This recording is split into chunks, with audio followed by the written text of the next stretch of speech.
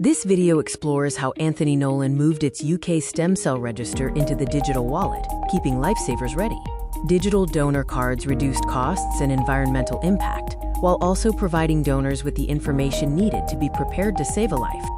The challenge was the cost and environmental footprint of mailing physical donor cards across the UK, plus the difficulty of updating details.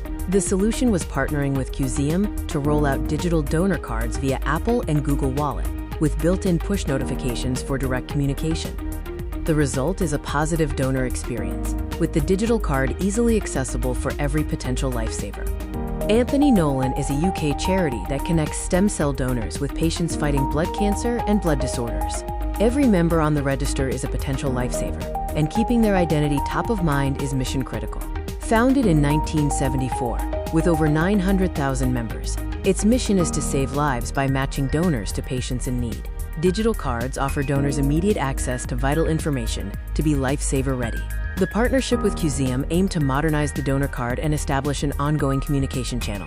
The phased rollout included a successful pilot, offering the card to all new joiners, and a phased rollout to existing members, distributed via Apple and Google Wallet.